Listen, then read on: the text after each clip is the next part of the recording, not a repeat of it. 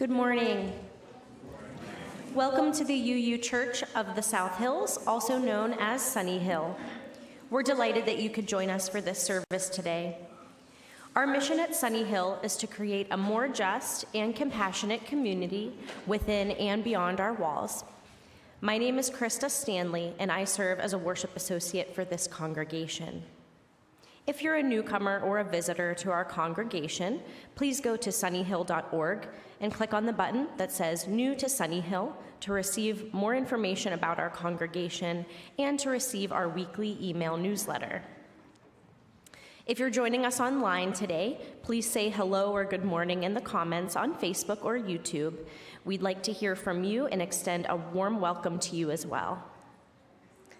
We welcome children of all ages to our service. For quiet play, we have a children's area here in the sanctuary. For louder activities, we have a nursery just outside the corner entrance to the sanctuary. And we also have a comfort room, which is accessible through the back hallway from which you can hear and see the service. Just a gentle reminder to everyone, please be sure to silence your cell phones and other electronic devices that you have with you so that we can enjoy this service uninterrupted by buzzing or ringing. Today's sermon is titled, A Container for Change. One of the ways of thinking about covenant is as a container for change, a kind of life laboratory that provides space for trying new ways of taking action in community while maintaining and strengthening relationships. How might our congregation be a container for change? Our opening words were written by Sarah Stewart. Bring who you are as you join us this morning. Bring your best self and your struggling self. Bring your mistakes and your triumphs. Bring your shortcomings and your recommitment to good. Bring yourself here and open your heart to beauty, to truth, to the door that is open, to the presence of light and love. In this congregation, we are trying to walk together on the peaceable way, trying to hammer out division and hatred and all that separates one from another.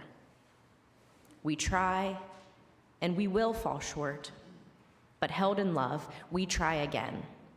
We come together this morning as a church to bow our heads in prayer, to raise our voices in song, to remember our promises and vow to live by them once again. Please join me in saying the words for lighting our chalice. May our chalice flame remind us of the presence of light and love in our lives, now and always. Good morning. Please rise and body your spirit to join in singing Wake Now, My Senses.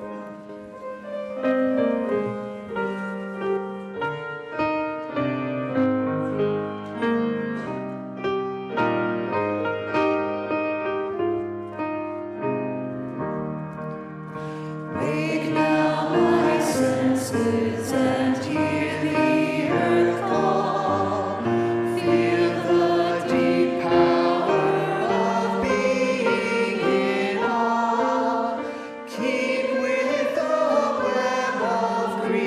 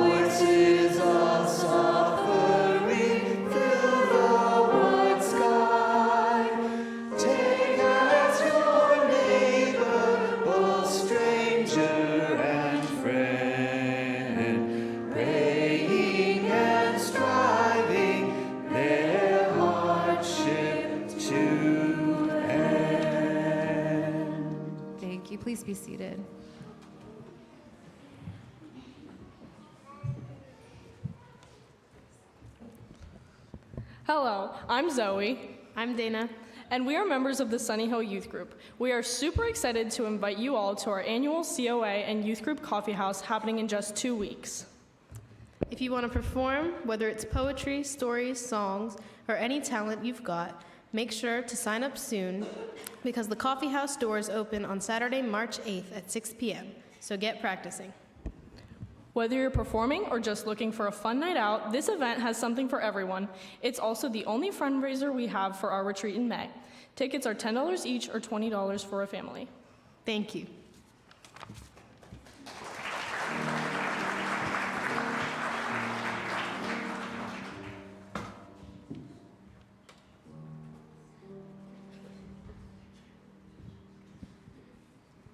Alrighty, friends, it is our time for all ages. If there are any kiddos that want to come up, now is your chance.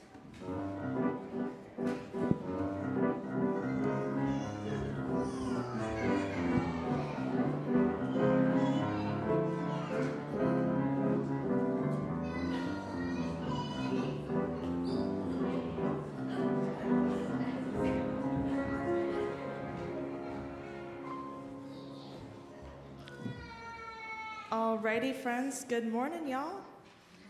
At the beginning of each September in RE, we create classroom covenants or promises about how we will treat each other when we're in our RE classrooms.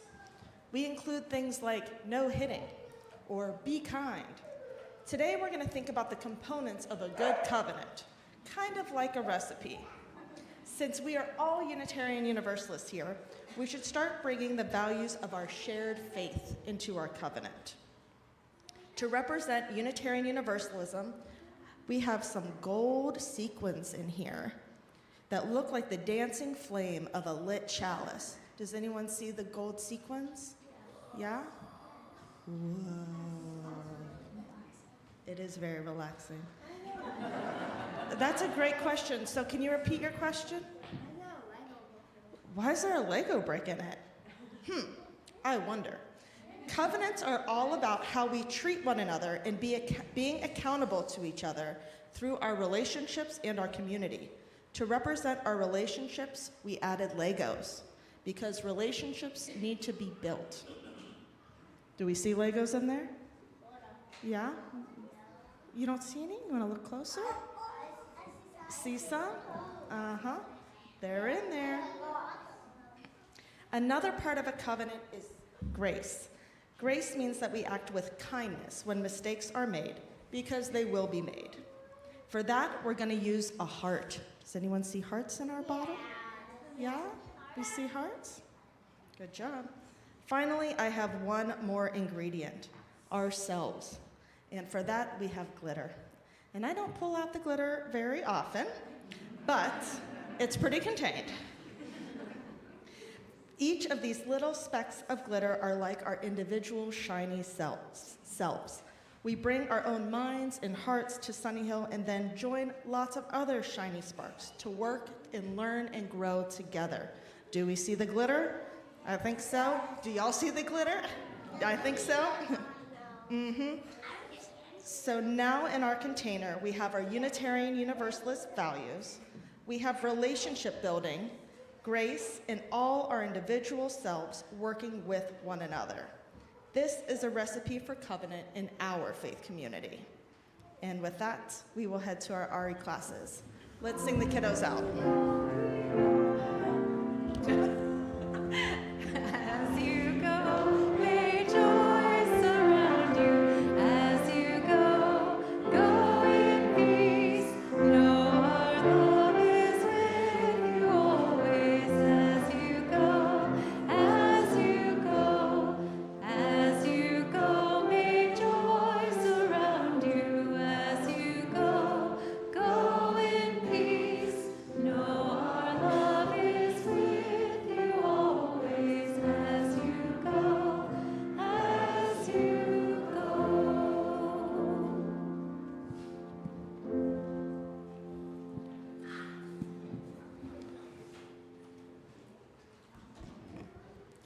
We're changing our order of service slightly today, and we'll now have our morning offering.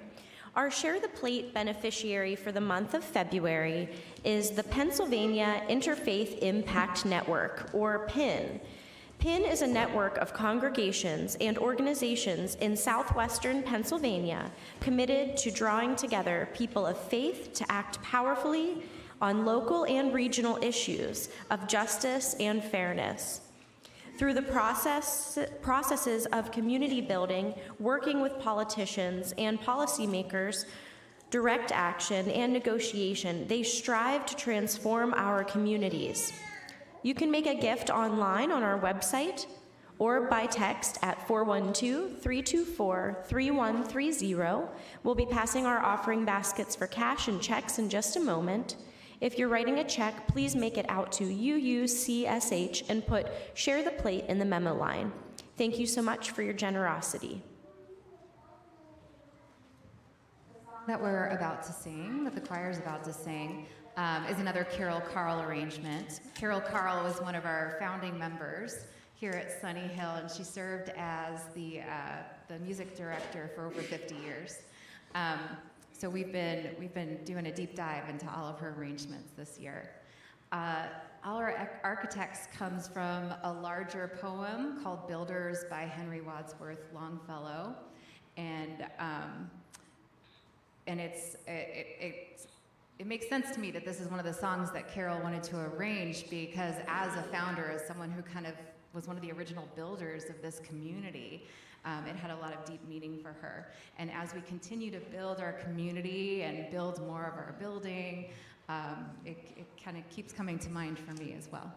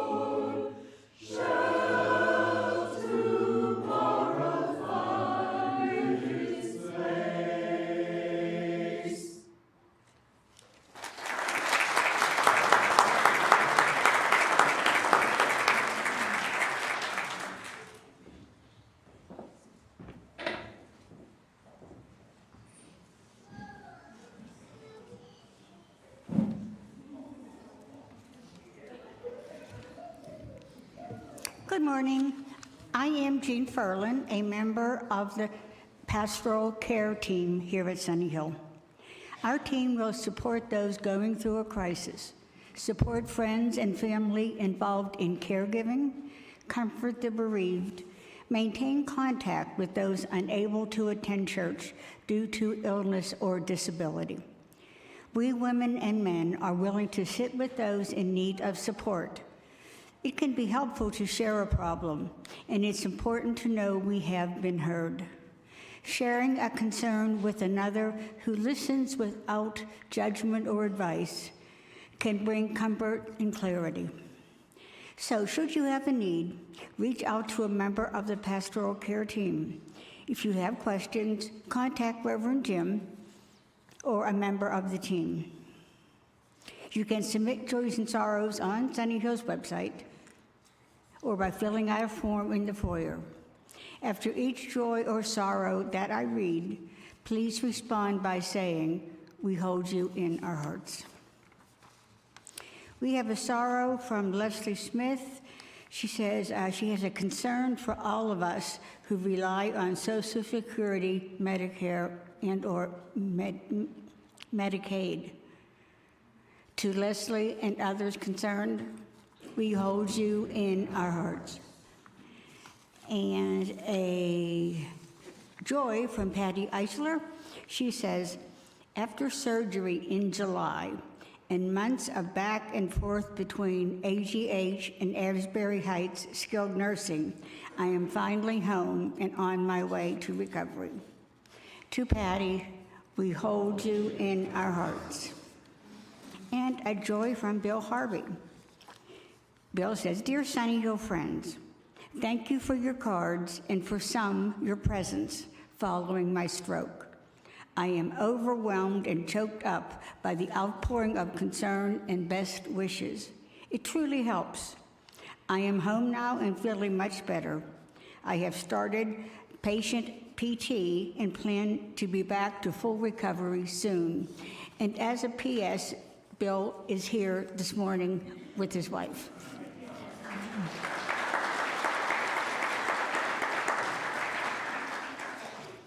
And we have a joy from Anonymous.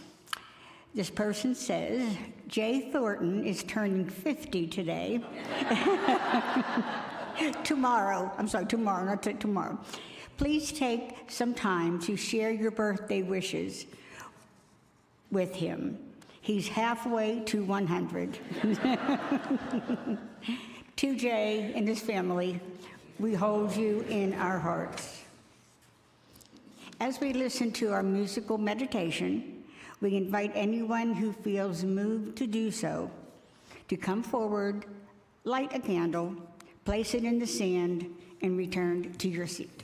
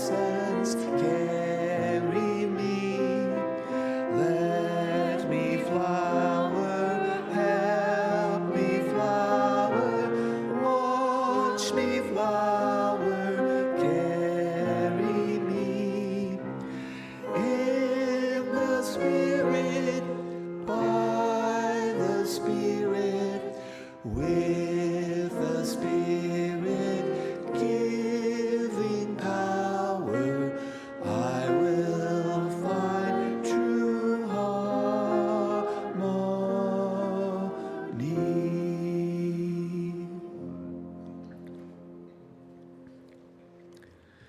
Please join me in the spirit of meditation or prayer.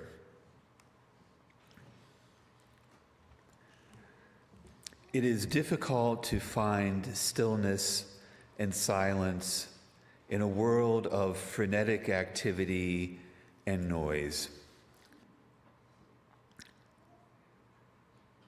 It is difficult to find stillness and silence in lives of constant motion and commotion.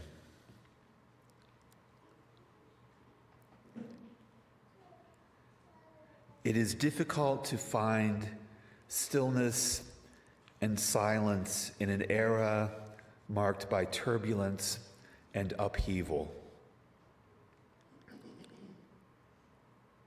Yet some deep part of ourselves yearns always for stillness, for silence, for spirit, for some essence through which we might flower. Let us pause in this moment for quiet reflection that we might find stillness in our midst.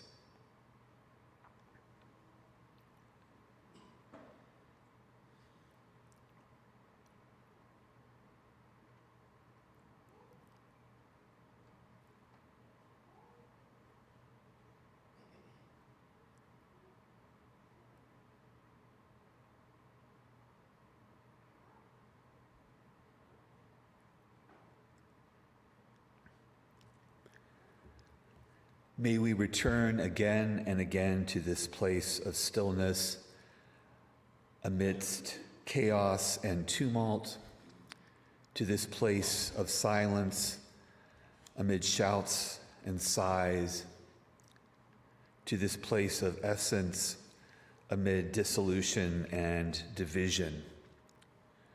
And in so doing, may we find true harmony. Now and always, amen.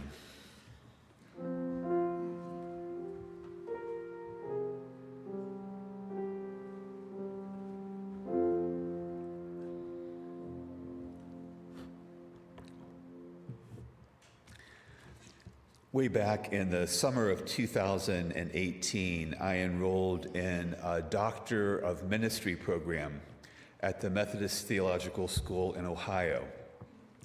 The Doctor of Ministry program, or D-Min for short, is designed to offer ministering professionals an advanced educational experience, which in turn serves the church and the society by providing leaders with advanced professional development.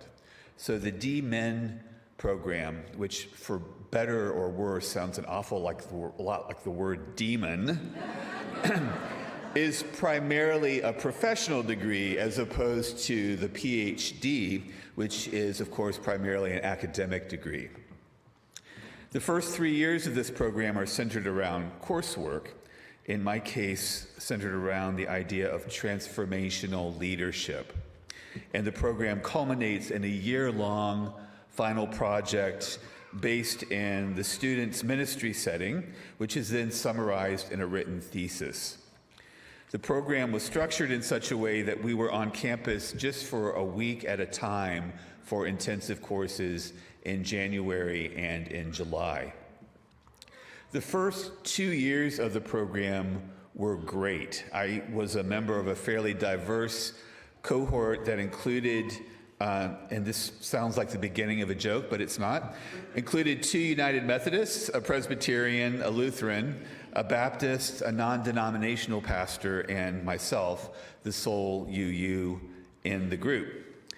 I learned a lot both from the coursework and from the interaction and discussions that we had among members of my cohort. Then, 5 years ago, COVID hit, in 2020, and during the final year of our coursework, everything shifted to take place online via Zoom, which was less than ideal as faculty scrambled to adapt to this new instructional modality, and some, I think, adapted more successfully than others did. In the meantime, I developed an idea for a final project based on the idea of covenant. Specifically, I wanted to study the impact of a year-long emphasis on the concept and practice of covenant on the sense of community in a congregational setting.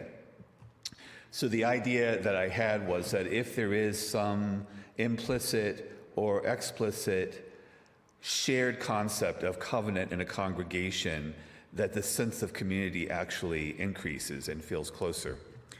Because of the pandemic and various other complications, I had to delay the start of my project until today. So, later in today's service, I will ask all members who are present, all members and friends who have been in the congregation at least for a little while, or who are watching online, I think we'll put up a link online, to complete a survey. It's a very brief survey that measures sense of community. And then we'll repeat this same survey in about a year to see what, if any, differences there are. In the meantime, about once a month, I'll be preaching on topics related to covenant, and I'll be encouraging all groups within the congregation to develop their own covenants if they don't already have one. And we as a congregation will engage in a process of developing a congregational covenant over the course of the next 8 or 9 months. But today I'd like to talk about why I think the concept of covenant is vitally important right now, and what I think can be gained by practicing covenant on the congregational level as well as in our larger communities. In his 2017 book, American Covenant, Philip Gorski wrote of the importance of regaining a sense of what he calls civil religion, which he defines as the way a particular people thinks about the transcendent purposes of life together. One might understand transcendent in a traditional religious sense, or one might just understand it as some kind of ultimate value or higher purpose that a nation or polity is built around. You can find some of that transcendent sense of purpose embedded in some of our nation's foundational documents, including the Declaration of Independence and the Constitution. Gorski goes back to the Puritans, who in the 17th and 18th centuries brought with them to America their version of the Hebraic narrative of restoring covenant as their ultimate goal, living in right relationship with one another and the earth and with their God. The Puritans are the source of that portion of our national story that is centered on not imperial domination, but collective self-determination. That concept of responsible collective self-determination is at the very heart of the American experiment, and it is, I would say, what is missing in our current situation, which, as we have seen lately, might be more accurately described as an oligarchy or an autocracy rather than a democracy or democratic republic. And I say that because things make that shift when you find that many of the policies and laws that are being enacted do not actually reflect the will of the people, which is the case more and more in our country. But it was the darker side of the Puritan narrative, that of divinely ordained conquest and American exceptionalism, that gave birth to the false religion of American nationalism, which has been on the ascendance in recent years. I call it a false religion, by the way, Because rather than binding together again, which is the literal meaning of the word religio in Latin, bind together again, rather than binding, it creates divisions and stratifications. At various times in history, these two competing foundational concepts have been at war with each other. On the one hand, covenant, the promises that we make and keep in order to live into something approaching equality and collective self-determination. And on the other hand, conquest, the idea that America should dominate the world simply because of its size and strength. In other words, the idea of America first, simply because we're right, because we say we're right, and because nobody else can beat us up. As Unitarians, we share our deepest religious roots with our nation's roots, with the concept of covenant as an organizing principle. In fact, our UU principles and now our UU values are articulated in the form of a covenant and are prefaced with these words: as Unitarian Universalists, we covenant to support and assist one another in our ministries. We draw from heritages of freedom, reason, hope, and courage, building on the foundation of love. In the words of James Luther Adams, the great 20th century Unitarian theologian, covenant can include a rule of law, but is not fundamentally a legal agreement. Adams says it depends on faithfulness, and faithfulness is nerved by loyalty, by love. Ultimately, the ground of faithfulness is the divine or human love that will not let us go. In many ways, the most recent articulation of our UU values in the form of a covenant can be traced back to Adams and his work from 50 or 60 years ago, and even further to the Puritan covenants of some 600 years ago. So we, as Unitarian Universalists, are uniquely positioned to reintroduce the idea of covenant in our larger national conversation at a time when it is sorely needed. Covenant, when it is practiced in an open and generative way, can help heal the wounds of division and oppression and build something new on the foundation of mutual care, respect, and love. Those are the transcendent values that I'm putting forth as something that we can build upon. On a technical level, we might think of covenant as a container for change to happen.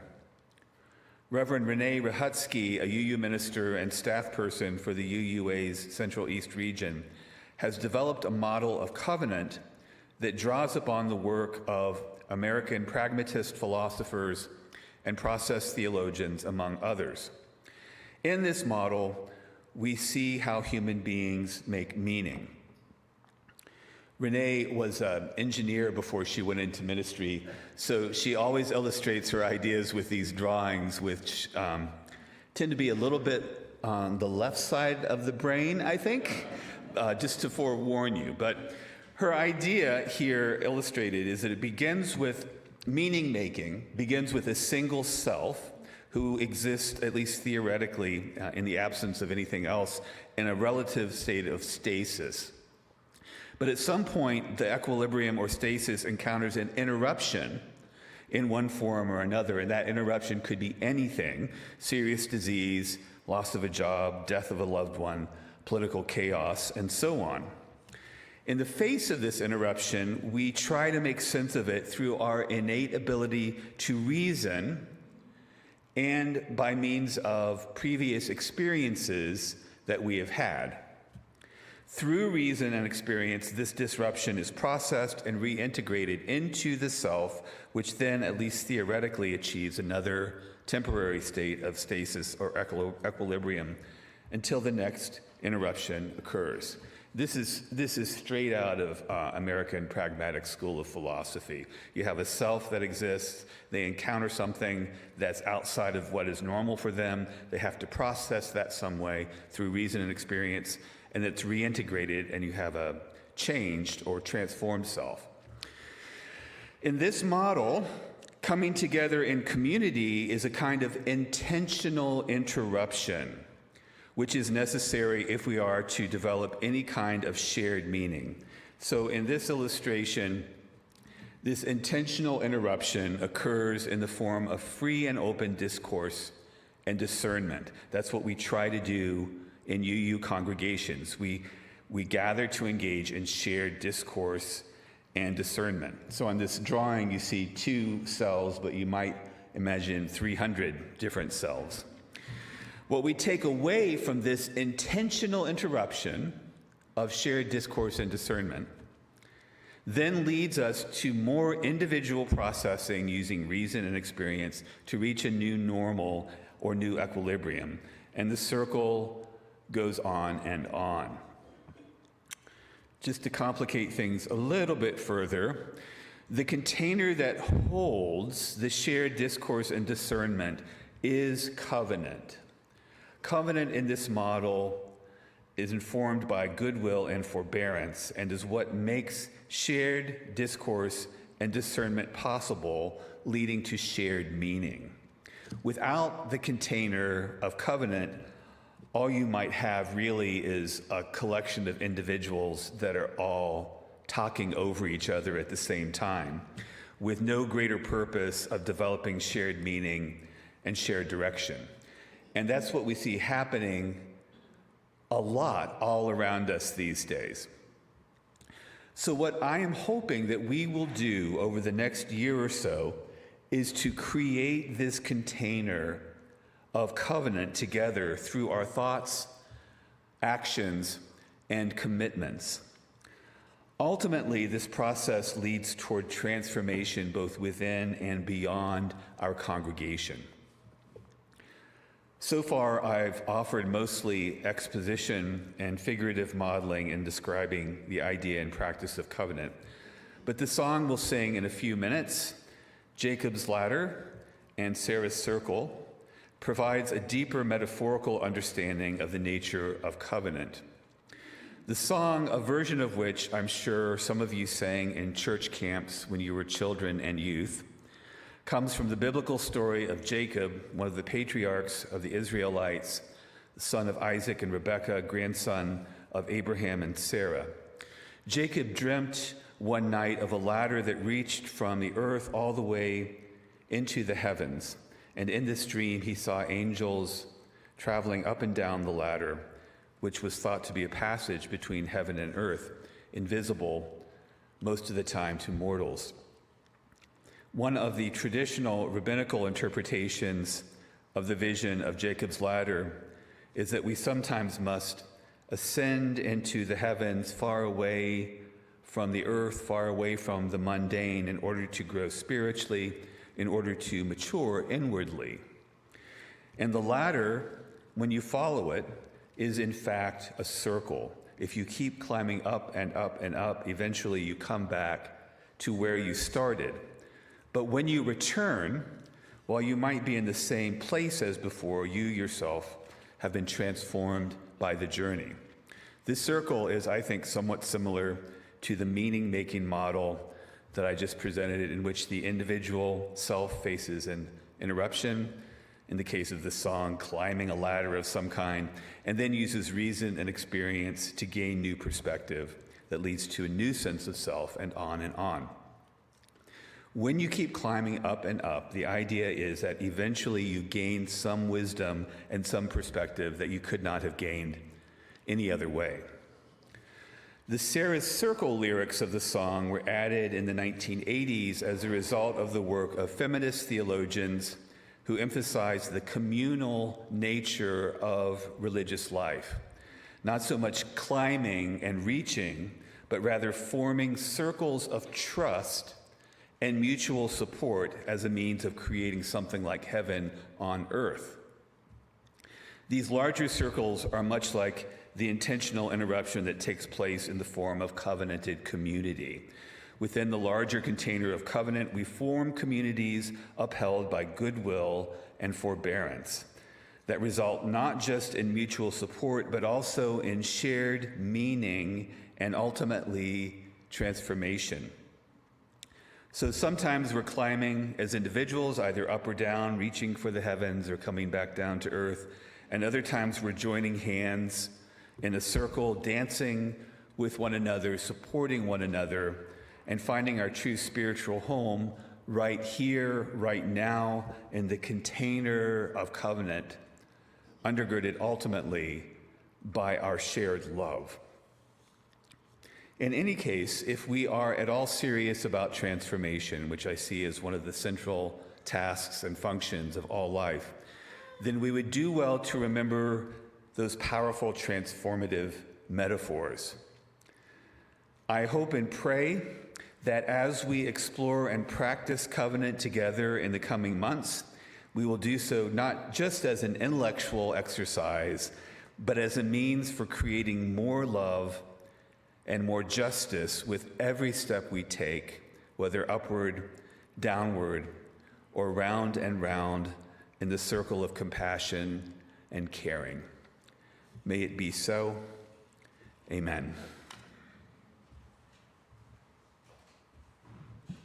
Please rise again to join in singing our mashup of Jacob's Ladder and Sarah's Circle.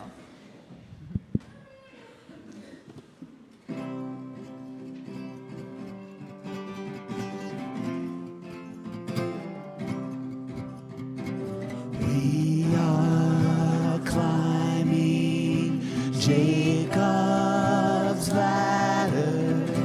We are climbing Jacob's ladder. We are climbing Jacob's ladder. We are climbing on. Every round goes higher, higher. Every round goes higher, higher. Every round goes higher, higher. We are climbing on. If I stumble, will you help me? If I stumble, will you help me? If I stumble, will you help me? We are climbing on.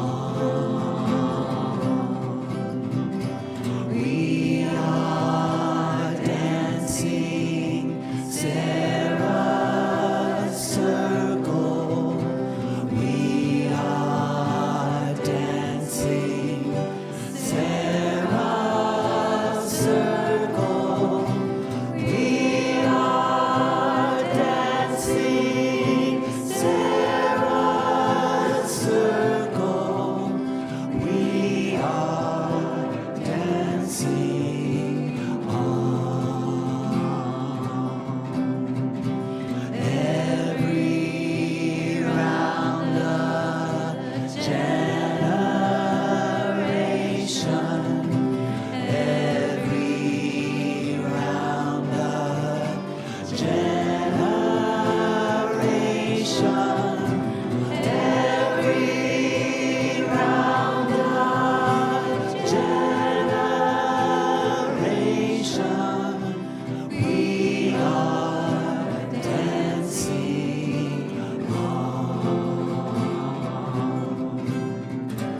on and on the circles moving on.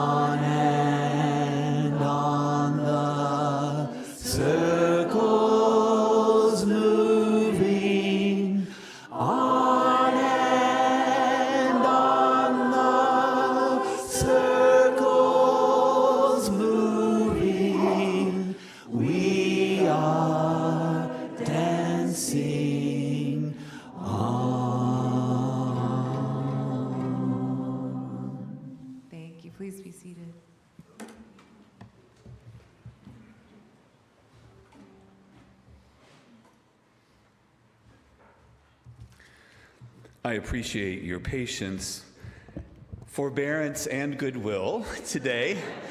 The sermon and the service and the introduction to this project are very left brain heavy, as is what I'm about to ask you to do, which is to participate in a congregational survey. There's a QR code on our screen, so you are now officially allowed to get out your phones, scan the QR code, which will lead you to an online survey. This is for members and friends of the congregation. If you just walked in our doors this morning or in the last couple of weeks, I ask you to not participate at this time. But for anyone who's a member or friend of the congregation, please do so. If you're not comfortable doing so online or don't have a device with you, we have paper copies of the survey available. And if you just raise your hand, an usher will bring a paper copy to you along with a pen. I will tell you as you're filling out this survey, which will take about 5 minutes to get through, the first question is, when did you begin your involvement with this congregation? So that's a year. And then the second one is, how important is it to feel a sense of community with other community members? And this one strikes me as funny because the very first option is, I prefer not to be a part of this community. So I guess that's for people who are here against their will this morning. But then the rest of them are all scored on the same scale, not at all, somewhat, mostly, and completely. And if you're doing it online, it shouldn't take very long. If you're doing it on paper, when you have it completed, as you're leaving, we're going to have a basket by the door that you can deposit those surveys in or hand them to an usher or to me or to Bethany. So we'll take a few minutes right now to complete that survey.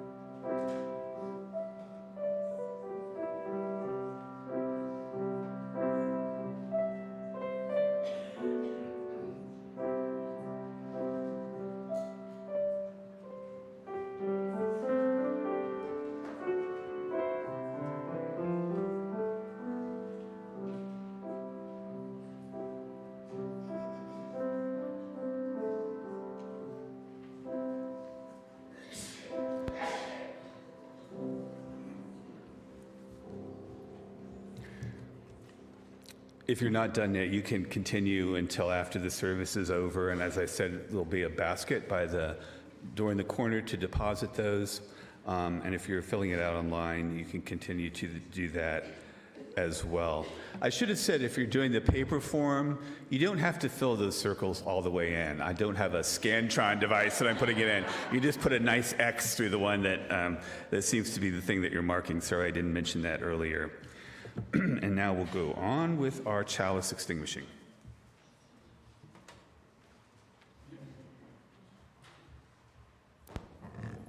Please join me in saying the words for extinguishing our chalice.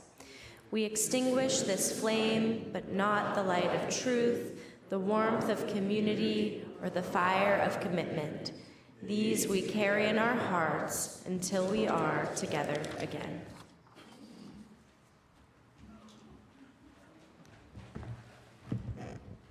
There's one other event that I'd like to let you all know about this coming Saturday, which is March 1st, believe it or not. We're having a special event. Right now there are a lot of people who feel threatened and less safe in the world than they did a few months ago. And that certainly includes a lot of our LGBTQ plus members and families. So we're having a special event that we're titling A Warm Embrace, a potluck supper that begins at 5 p.m., followed by an interfaith service that will also involve clergy from some other congregations in the area. So we encourage you to attend that event. For now, we'll close with these words from Eric Williams.